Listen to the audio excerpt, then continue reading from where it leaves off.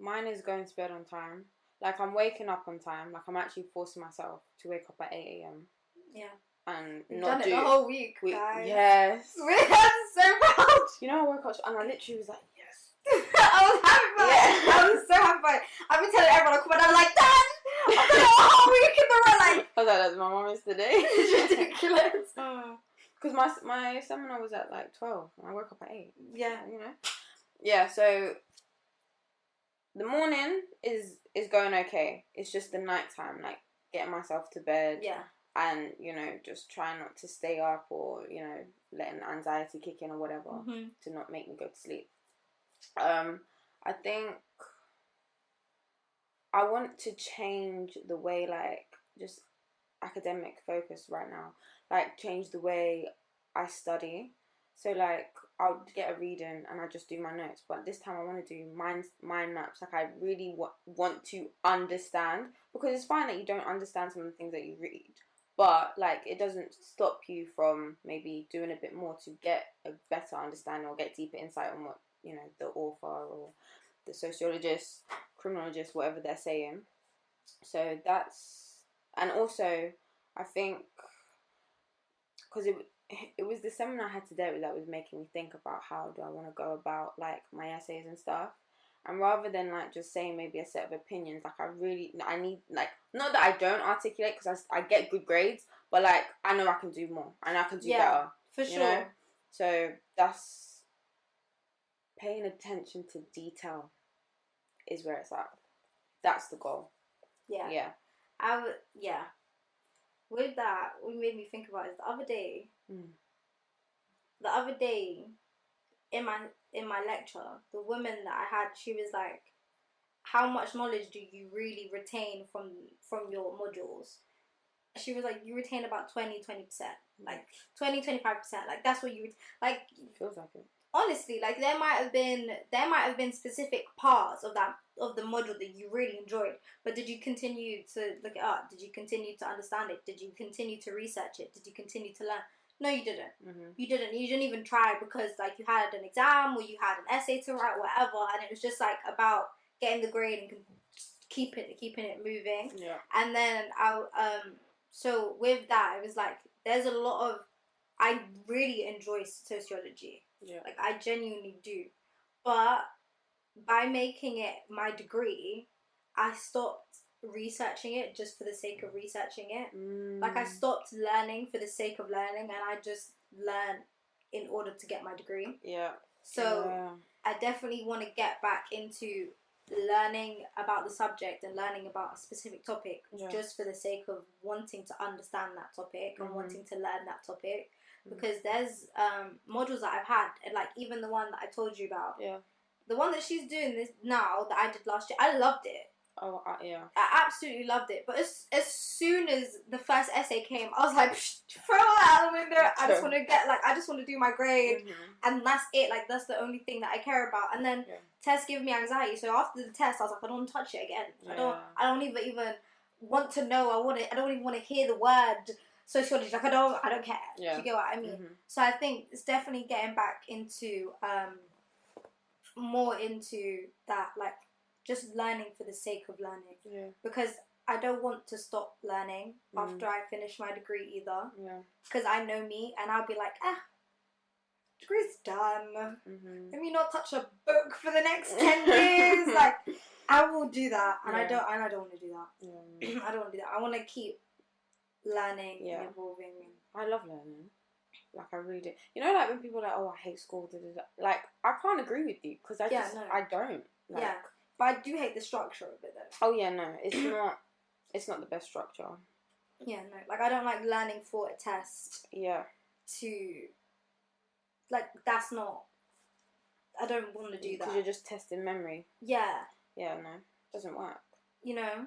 Because I know, especially for me, as soon as that test is finished... Forgotten. Everything is gone. Everything is...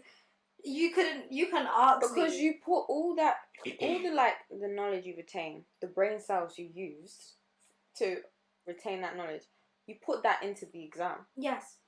And the energy goes. Yes. So, you know, by the time the exam's finished, well, when the exam finishes, you're just like, Wait, what? Yeah, well... You said what date? Like, year? Wait. So who? Yeah, no, mad. Yeah, no, for sure. I agree. So I have to, yeah, that's the plan. I think it's going to be a really good year. No, I feel it as well. Yeah. I think also, it's not maintaining, but it's, I don't know how to say this. The word is appreciate, but like in action. So appreciate the people that I have around me more. Yeah. But like actively doing it. So making sure that I'm in contact with them or talking to them or seeing them or just like checking up every now and again. Yeah. Because I feel like a lot of the time, especially at one point, not to like feel sorry for myself, but at one point, like, I did have no friends. Like, I was happy about it. Like, I didn't want to talk to no one. I genuinely wanted to be myself. And sometimes I get like that. Like, when I have exams and stuff, I don't want to speak to no one. Like, I don't want to do anything. And then I was, like, writing down, like, journaling, like, no, like, I'm doing pretty good for friends right now. Like, I've got a very decent group of people around me. I have a very supportive group of people around me. Yeah. And I need to show that more. Like, I need to be more happy and more, like, appreciative of that. Yeah. Actively appreciative of that. So, yeah. And make money, like, you know. Amen. That's the plan. Because, you know, when we leave uni... The real world. Bruh. We won't talk about that today. Because Yeah, no, I was deep. Well, this was the thing, right? I was thinking, I feel like because of lockdown last year, because we was in second year, I feel like there's a lot of third years who are going to try and live their second year in third year. Yes. Like, with going out, with, you know, with the clubs being open and all that stuff. And I'm not in that place, like, thank God. But, like, I can't, because for me, it's like, I need to worry about, or not need to worry about, but I have my exams, my essays on my mind, and then life after uni, graduate job, and what field of work I want to go into. You know, there's so much, and that requires time, you know, to think about. Yeah. So it's just like, I can't be in a club and be thinking about a graduate job. You know, that's not to say I might, like, never say never. I mean, you know, I might go in there and, you know, do 2-2-1 or whatever, I don't know. But, you know, not to say that you can't enjoy yourself. Yeah, no, for real. Like, but it's just like, yeah, no, I'm not trying to live my second year in third year. Like, there's not enough time for it. Yeah, but what I've also realised is that I grew out of that really quick. Early. You know what happened? It was before we went to uni. Before we went to uni. Yeah. Because I think it's because I had a bad experience. Because I went to Iron Apple before I came to uni. And the clubs there, just had a bad experience. Was not comfortable. Was not happy. You know, the men... Oh! God. No, it was a really bad experience. So it was like, for me, going to uni, I went, and I had been to a club in London as well, but it was just like, it's not fun. It's not fun. Yeah. You know, I get more pleasure out of reading, like, a chapter from a book than standing around with sore legs and sore feet. Yeah. You know, you know what it was for me is that I realised really quickly that, like, that doesn't bring anything. Like, you might have a good story the next day and all, but, like, overall, it doesn't feed anything. It's not fulfilling. Like, it's not. And the thing is, it's like, I will have people who go to clubs every week, Zara. Like, Friday to Friday, Friday, Saturday to next week. And I'm just like, how do you do it? Yeah, they do that here as well a lot. Yeah. Yeah, like, constantly, every single day, they've got something to do. And I mean, I get it, because you know when you was like, they're just there all the time, like, they're in the line, I don't understand this and that. There's a club that's by her house, and, like, she can see them going in, and every day of the week there's a huge mad line, right? No masks. Just nothing. They're just there. Just vibes. Just vibes. Yeah. So a whole load of people and vibes. But I was like, and you were saying, like, I don't get how they do that. And I was like, it's because it's a distraction. Yes. You know, like that feeds them enough to forget about their education or forget about their problems or forget about the stresses of life. Forget about the stresses of life. And not to make it sociological, but today I was sitting in the class and one of my modules about like critical theory, but it's like was literally saying that an ideology isn't what it used to be. Like, you see how, not to make it like really deep, okay, cool, if you're in a concentration camp, you know that you can't do anything, right?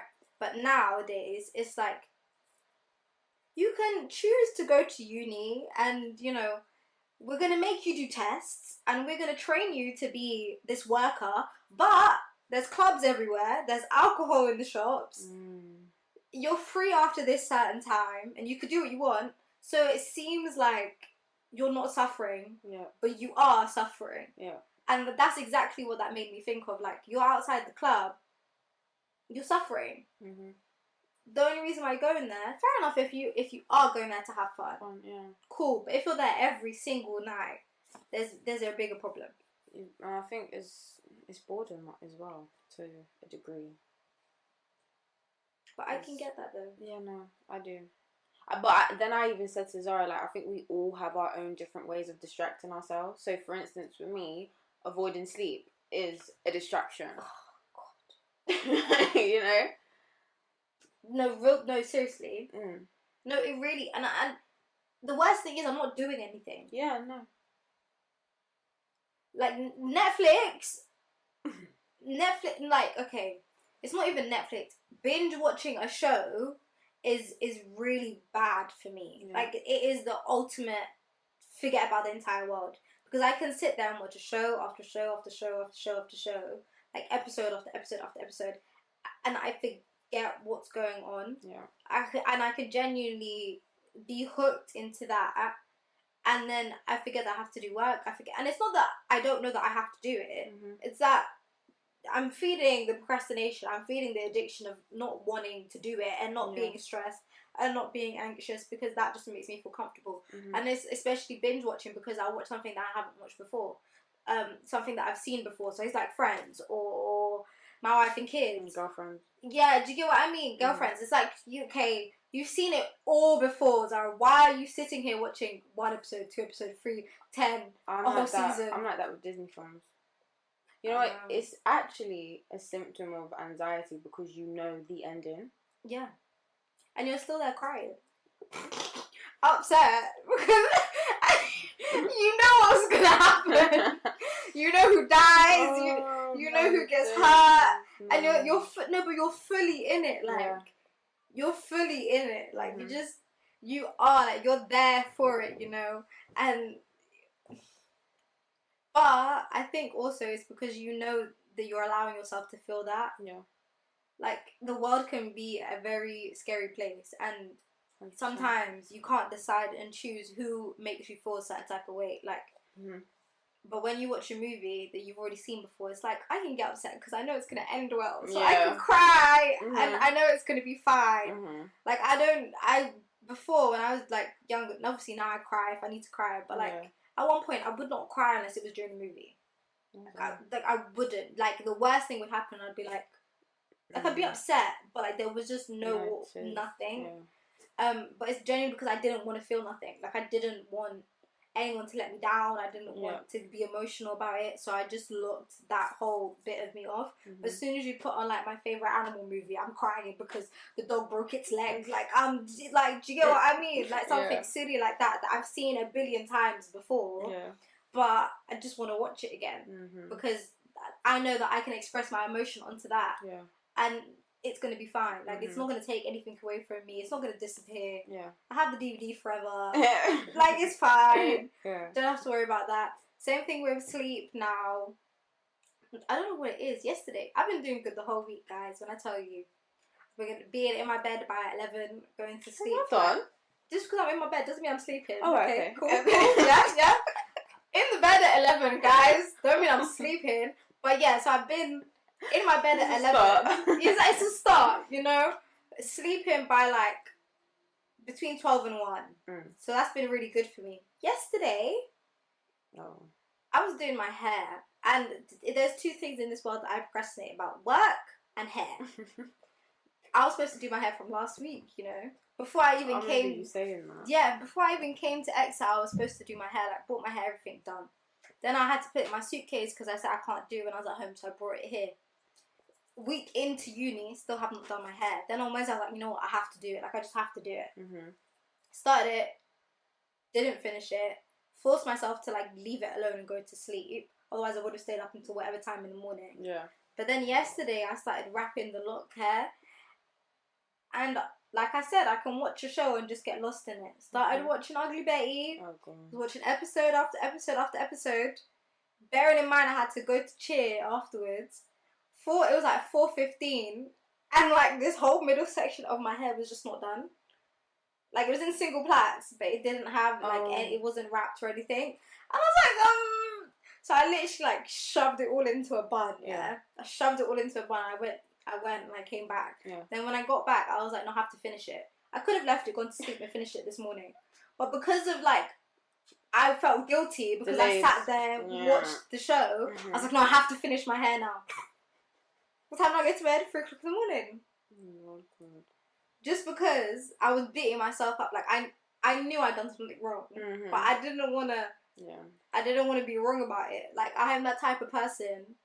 I'll procrastinate the whole day.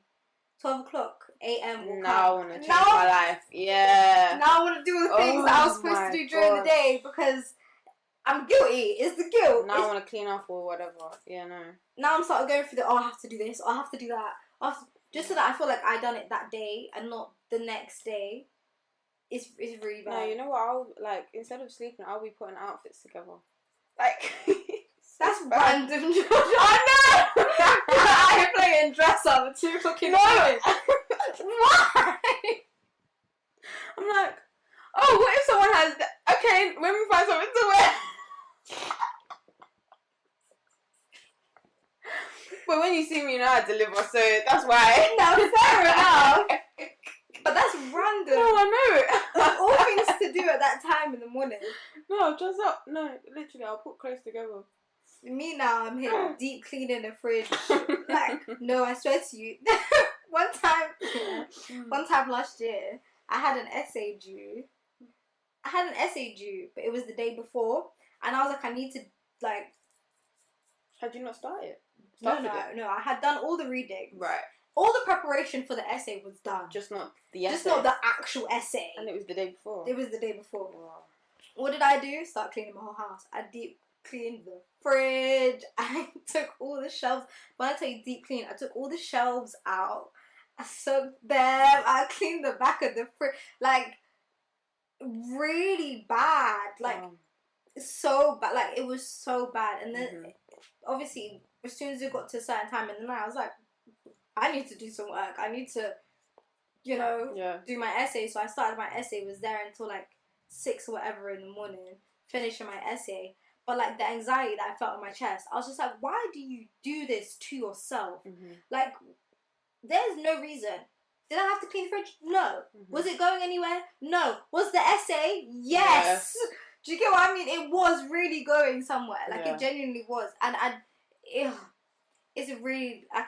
Now it's fine. Now I've worked on it, but that was literally the day when it was like I need to stop because I had done a full nighter, and I remember I even told Yasmin I just slept like I fell asleep. Like, you know, when you feel so tired to the point where you feel sick. Like I was dizzy and I just blacked out. Like I fell asleep. Yasmin was calling me because she's supposed to come to me. I just I just was dead to the world basically, and it was really bad. It was like if you had just started it in the morning even, or if you had just started it last week or the week before when you got the damn assignment, you'd been fine by now, but I just wouldn't do it. But it's okay. I think even with that, like, it makes me think like anxiety is on a spectrum, because my anxiety will make me start my essay when I get it, and mine will make me delay it. Yeah. But it's also comfortability. Yeah. Like, is where you feel most comfortable. Like, you know your anxiety will get really bad if you don't do it right now. Mm-hmm. And I feel most comfortable doing it all at once. Yeah. Because I remember in secondary school, I used to do things the night before, and I would get a good grade. But because of that, like, you know, your ego wants to be right. I would tell myself, well, if I did it in advance, would I have got the same grade? Like, would I have put all of that information and effort into exactly? Okay. Would I put all of that information and effort into the essay? Would I have been able to write it that articulately? Would I have been able to do all of that? And I literally had to unteach myself that, because I was telling myself that the entirety of secondary school. Like, it's because I done it the night before. That's like when I do my best work. Yeah. And I know where I got that from. My mom does the same thing. But like, my mom can do that. Yeah. I cannot. Yeah. You know, like I just couldn't at the time. Like, it just wasn't feasible. I would feel sick. I'd feel guilty, and I'd feel annoyed. And even the day after, I'd be like, I could have got a better grade. But then instead of being like, I could have got a grade, you should do it earlier, it was like, I could have got a better grade, but would I have got a better grade? You know, like, that's what it was. And with my mum, she's like, no, I done so well, and she's so happy about it. So just like you said, anxiety is on the spectrum. But I literally had to unteach myself and be like, no, Zara, if you done it 2 weeks in advance, you could have checked it every single day and added to it and changed it and made it better. Yeah. But like, no. I would do that, because I'd be like, if I do all of it at once and it's done and it's gone, I can't touch it. I can't change it. I can't make it worse. It just is what it is. Yeah. That's why I enjoy tests. Yeah, because I can't do anything about it. No, like, I just go in, do it, whatever's there is there, and I just have to leave it. But with essays, things that are a longer period of time, I get scared. I'm like, am I gonna give as much than what I would have done just all at once? Yeah, no. It's bad. I think for me, it's the fact of, because I've done it, it's done, well done. But it's like, okay, you've done it, but is it to the best of your ability? Right. Could you have done better? And it's like, see now, like, with, like, assignments and stuff, there's been times where I'm just like, because I've done it, I don't need to proofread it. And it's like, no, you need to proofread it. I get you. And then it's just sitting, like, I'll just be like, I can't be bothered to read through 2,000 or 2,500 words. Like, I just cannot. Yeah. But, like, this year, second year, I was doing that more often. So I had that 3,000 word assignment. I was like, nope, I'm finna read through this damn thing. Because... You know what, you know what the worst thing is? You put it in Word. You typed it up in Word. You've done spell check. Yeah. Then you start reading through it and you're like, so you didn't want to tell me that doesn't make any sense. You didn't want to tell me that that's wrong. Like, you didn't want to tell me that shouldn't be, like, what? Yeah. I think, now it's updated itself because, like, I feel like there's a function or there's a feature where it will make your work more precise. Yes. But it's just, before that function, it was just like, why? Yeah. Or I'll be reading sentences, I'm like, that doesn't make sense. Yeah. Why is it so long? You know? Yeah. And so we are working on ourselves. Yes. I think that is the goal for the year. And another thing that I'm going to start doing, because it just came to me, I think yesterday or today, is that, like, asking myself questions, like, where do I stand politically? Or where do I stand religiously or spiritually? Because, like, it's not that I don't know, but there's no, like, if someone was to ask me where do you stand politically, there's no concrete answer, because there's so many things that I agree with, and they're on two different spectrums type of thing. See, you know? So that's, like, the self-work that I'm doing. Yeah. To get to know myself better. No, I think that's a shout. Like I said, I'm reading... The book is 101 Essays That Will Change Your Life. I think that's the book that I'm reading. Yeah, I need to get that. That's the book that I'm reading. Basically, in there's like a whole load of... There was just a chapter. It was just a whole load of questions that you should ask yourself. And I was just reading them, and I was like, I don't know. Yeah. I don't know either. I don't know that either. Like, I didn't. And that's what I'm saying. One of them was, like, who are you? And I was like, bitch, I don't know. Like, but that's crazy. Because it's like, we know what we want to be, like, future-wise, but right now... Exactly. But how are we supposed to get to that goal if we don't know where we are now? But then again, with the whole future thing, isn't it just us comparing ourselves to to women that we've seen that we like, and you shouldn't compare yourself. You can't. Yeah. Exactly. We can't, and we have to you have to get a foundation. Yeah. And I'll give this advice: being a hypocrite, because I'm working on it. I'm not there yet, but being a hypocrite, I think we have to focus on where we are right now, and then make decisions based off of that. Because I know if you was to write down who you are and what you've accomplished, you'd be way more proud of yourself than you are at this current moment. Yeah. Because we just let things go. Like, I know I do. I just let things happen and they just go. But then sometimes I'm sitting down, especially when I journal, and I'm like, I told myself that I was going to move out at 18. I mean, I'm not in my own apartment, but I moved. Yeah. Like, I moved out of my house at 18. Yeah. Even though now, like, when I got to 18, I wasn't thinking about it as anything. I was like, oh, I'm at uni, whatever. But, like, when I was 16, that's big. Like, 16-year-old me would have been like, no, you're 4 hours away from your family. Like, you moved out. Yeah. You know? You know, like, that's a big difference. Yeah. But 20-year-old me is like, just like uni. Yeah, no, it's true. You know? And it's like, even with that, like, breaking generational curses, you don't, like, for me especially, like, I actually don't sit there and take a minute, like, bruh, George, you're actually doing a lot. Like, big up you. I don't do that. It's just that, well, just, like, you know, it is what it is. Like, yeah. But, no, you should be happy. You should be, you know, proud of some, like, big achievements. You know? And, because I remember saying this the first time, me and you was having a conversation.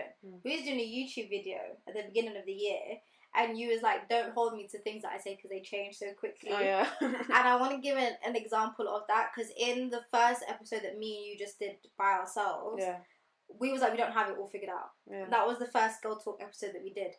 2 Girl Talk episodes in, we're sitting here saying we don't give ourselves as much credit. You get what I mean? Like, this is an exact example of it. Like, it's like a month difference from that first Girl Talk episode. Then we were saying, we haven't got it figured out. We have no clue what the hell is going on. Yeah. And now we're like, no, like, actually, we've done a lot. Yeah. You know? No, like, we actually have done a lot. And as you can see, your mindset can change very damn quickly. It just takes a little bit of reflection. And I feel like you should be doing that as much as you possibly can. Because it's true. Like, there's a big difference from, I'm sure, what 14-year-old you wanted compared to what you have now, and like, you have to be happy about that, and we don't. So I think, yes, I agree with you definitely with the asking ourselves more questions, because boy, I don't do that, and I need to. And the thing, you know what's crazy, like, even where I stood, like, maybe socially, or like, okay, when I did my A-levels, I was doing sociology and I was learning about feminism. I was like a hardcore feminist, like, patriarchy lenses on, like, the patriarchy said, you know, and then now it's just like, no, I don't think like that anymore. Yeah. I'm not really here for it anymore, to be honest. I like operating in my divine femininity, you know. Exactly. I want to be taken care of sometimes. For real. I want to do the taking care of. I want to do okay to you, Destiny Child, today. You know what I mean? So, like, no, facts. Actual facts. Like, is this... No, seriously. Oh, yeah, no, so change. You be changing, boy. Like, and I know, and it's good too. Yeah, no, 100%. And it's good. Be a chameleon. Yeah, facts. That's it, yeah. Be a chameleon. Facts. Do that. Adapt. Because you're supposed to. Yeah. Not adapt when you don't want to. 100%. Right. And I think with chameleon stuff, there's double meaning. Double meaning. Like, it, on one side, it can be adapt to your situation. Yeah. And another one, it can be like, don't. Because a chameleon can turn into any friggin' damn colour. But, like, sometimes they just be green. Like, sometimes they just be green. Like, and that's okay. Like, you could be in a white room and be green. Like, it's all good. You know, if that is you, then do that. Yeah. But if, like, you want to change every week, change every week. Yeah, for real. Ain't no one can hold you. Like, you know, and it's fine too, and that's okay too. Yeah. Because growing. Exactly. Like, you need to grow. And change, and be comfortable in your change. Yeah. So, I'm going to give you homework because I want to give you homework, because I'm going to do it. next week you lot can hold me. I'm gonna do it. I'm gonna journal this. Like, I'm actually going to put the questions down and be like, yeah, write down who you are and what you've accomplished, and what it is that one thing you want to change with yourself for this year. Because I'm gonna do that. Because I know you started school. We started school too. So, bye guys. Bye bye.